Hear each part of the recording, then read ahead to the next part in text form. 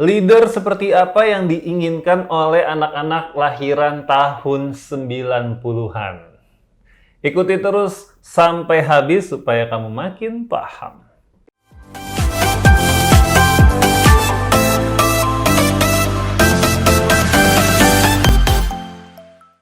Halo semuanya, kembali lagi di channel Tanya Kasem.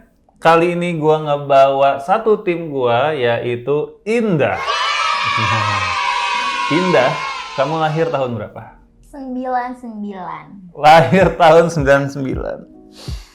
Oke, 99 dia baru lahir ya teman-teman. Gue waktu itu ngapain ya tahun 99 gue udah ngapain ya. Oke, jadi F-Project ini kan salah satu service yang diberikan adalah training tentang leadership. Ya. Nah, di mana klien-klien kita itu beragam nih. Ada yang punya karyawan dari usia-usia sekamu gitu ya, sampai di lahiran 70-an gitu ya. Nah, kita terus di-challenge untuk kita bisa update gitu. Emang gimana sih Kak Sam caranya untuk menjadi leader yang tepat untuk anak-anak di seumuran Indah-Indah ini gitu ya. Karena beda banget untuk nge-lead yang seumuran, misalkan seumuran gua gitu ya. Itu beda banget gitu kan. Nah, jadi di video kali ini ya, gue pengen ngobrol langsung sama Indah. Kita sekalian melakukan market research. Wah, ya. Jadi Indah, kan lu udah lama juga ya di F-Project ya? Baru berapa? 5 hari? Enggak ya? Berapa hari? Berapa bulan?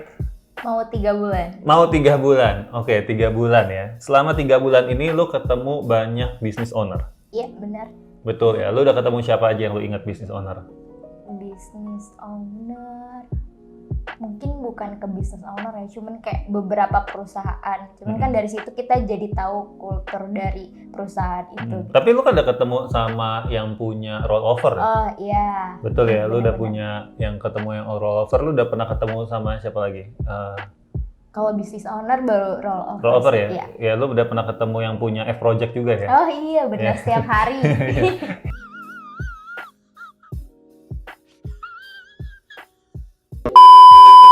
Iya, ya. Jadi lu udah ngerasain berinteraksi walaupun masih magang, berinteraksi dengan beberapa business owner lah, Iya. gitu ya.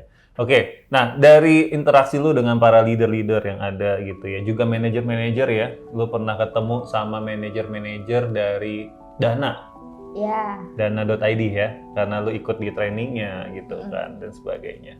Nah, dari seluruh interaksi lu itu, lu punya gambaran pengennya itu leader yang ideal itu seperti apa di tempat kerja? Kalau mungkin dari anak-anak 99 kali ya, cuman nggak tahu juga. Mungkin kan tipikal orang tuh juga beda-beda. Beda-beda, Cuman kalau aku sendiri sih pengen yang paling utama itu nggak toksik kali ya. Toksik dalam artian Bahasanya anak 99 banget nih ya. Apa-apa yang toksik, apa toksik? Oke, tolong dijelasin dulu, nggak toksik itu apa maksudnya? mungkin dalam artian kalau aku bisa bilang tuh kayak ya memanusiakan manusia lah gitu. Karena mungkin banyak gitu perusahaan-perusahaan gitu yang mungkin nggak startup gitu, misalnya yang bisnis ownernya tuh udah lumayan tua atau apa, itu tuh masih terlalu pakai kultur yang dulu gitu kan. Contoh? Ya misalkan dia juga contoh kecilnya dia nggak humble gitulah sama karyawannya, kayak jutek atau nggak perhatian gitu sama timnya gitu. Itu kan sebenarnya bisa jadi menurut aku bisa jadi pemicu tim itu jadi nggak betah lah di perusahaan tersebut gitu kan. Timnya nyapa, halo Pak, terus Iya, dia terus diam kayak, gitu. ya, gitu kan. Itu banyak terjadi gitu. Nah, itu sih. Jadi kalau aku lihat dari pengalaman aku kayak ketemu di rollover, karena kan mungkin F-Project itu lebih banyak kayak startup gitu ya. Mereka tuh yang aku lihat ya para ownernya itu kayak humble gitu. Terus mereka juga tahu gitu, karena startup terus dia tahulah kayak mengikuti tren juga gitu. Oh, jadi kamu memimpikan leader-leader ini juga jangan kudet ya? Iya, Kudet. benar, Tahu kudetnya? gitu. Kurang update. Itu bahasa gua atau bahasa tahun berapa tuh? Ya, Gitu. betul ya. Jadi pengennya leadernya gaul juga, Iya. update juga. Apalagi kayak startup sekarang itu banyak kayak divisi content creator. Terus mungkin juga ada beberapa karyawan yang misalkan mereka sambilan kayak sebagai content creator. mungkin ada beberapa perusahaan yang kayak yang pakai kultur dulu gitu ya, bisnis ownernya nggak akan ngizinin gitu, kayak ngapain sih lo bikin konten gitu kan. Tapi kalau misalkan kita jadi yang misalnya tahu gitu si timnya itu kayak gimana, kan pasti ya udah nggak apa-apa selama itu emang nggak mengganggu pekerjaannya dia. Bener banget sih, karena ada beberapa klien kita juga pernah curhat sama gue begitu. Karyawan saya nih kerjaannya bikin konten, main medsos gitu. Lalu dia mulai merasa insecure nih sebagai leader. Jangan-jangan dia nggak kerjain kerjaan gue, tapi dia sibuk dengan kerjaannya dia sendiri.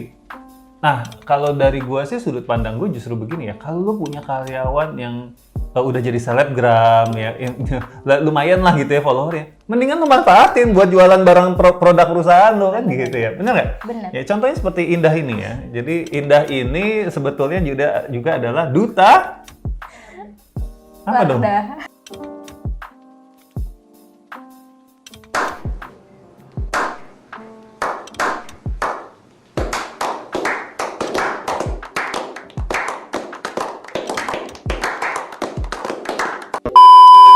Wih, mantap. Duta Wardah se-Bekasi. Wilayah Bekasi. Wilayah Bekasi, teman-teman. Duta Wardah wilayah Bekasi. Nah, jadi kan ada pergaulannya kan yang cukup luas gitu ya, dan itulah yang juga tanda kutip dioptimalkan sama gua sebagai leader ya.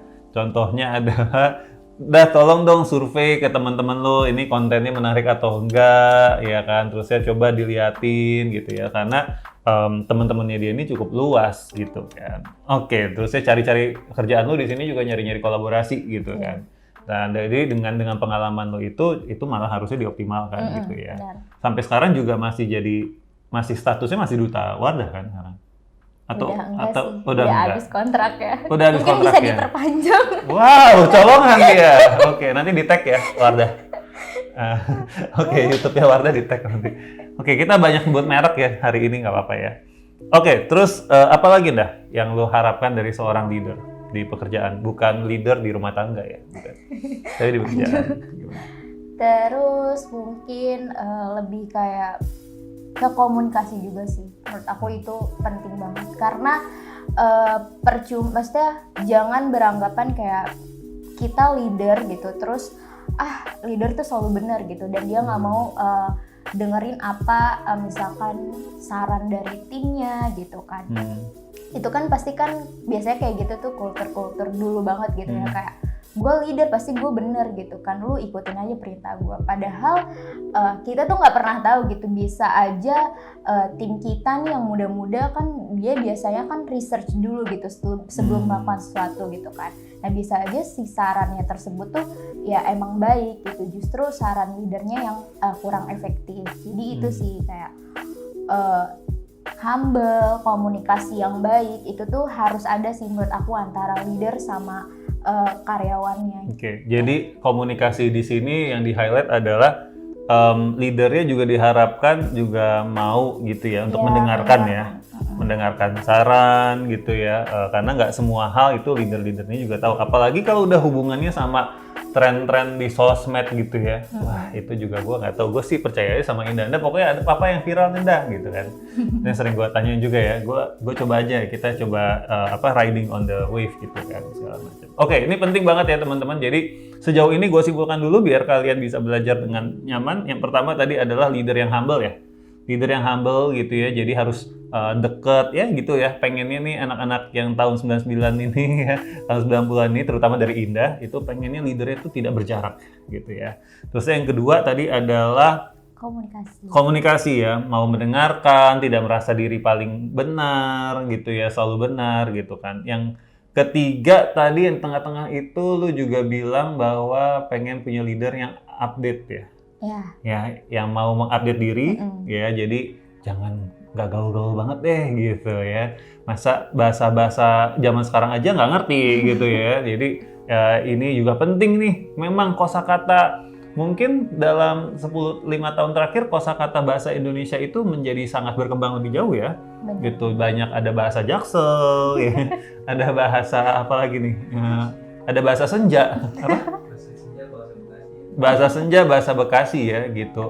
Mau ngomong nenek aja ibumu dari ibumu gitu ya. Waduh, gitu ya. Ribet ya. Ribet gitu. Tapi ya leader-leader juga harus paham gitu. Suatu saat mungkin kita ada leader yang terima WhatsApp gitu kan, mau ngomong, "Halo Pak, saya mau minta izin," gitu ya. Mungkin tapi pakai bahasa senja gitu ya. Harus pakai bahasa senja gitu ya. Jadi mungkin si anggota timnya ngomongnya adalah, "Halo Pak, di hari yang indah ini ada baiknya kita beristirahat sejenak, di mana saya membutuhkan izin." Kalau sampai ada tim gue yang begitu sih, mendingan gue suruh bikin YouTube aja sendiri. Nah, anyway, ada juga lo leader-leader yang juga merasa, lu ngapain sih ngomong campur-campur bahasa Inggris gitu, Jaksel gitu kan. Iya Pak, jadi gini sih, menurut saya ini literally gitu ya. Nah leader-leader harus lebih fleksibel lah ya dengan bahasa-bahasa juga gitu ya. Iya benar-benar. Apalagi kalau aku lihat juga dari beberapa startup yang bisa dibilang aku waktu itu lumayan kaget ya. Karena jujur anak-anak yang ada di startup itu tuh sekarang bahasa Inggrisnya jago-jago banget. Bahkan kayak dia bisa conversation sama temennya sendiri itu ya pakai bahasa Inggris gitu dalam sehari-harinya gitu. Kayak buat cover itu kayak yang aku wow gitu, dan aku ngerasa kayaknya bahasa Inggris aku juga kurang, dan itu jadi challenge juga buat diri aku, kayak emang harus banyak belajar sih di perkembangan dunia itu. Betul. Dan jangan-jangan juga leader-leader nih yang merasa bahwa bahasa Inggrisnya tidak fasih gitu ya. Jangan-jangan bisa jadi minder juga ya.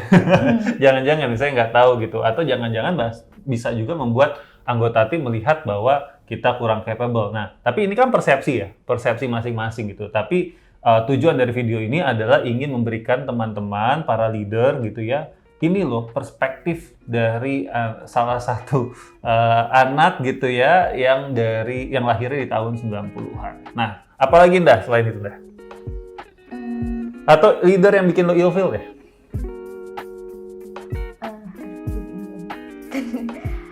Ilfeel.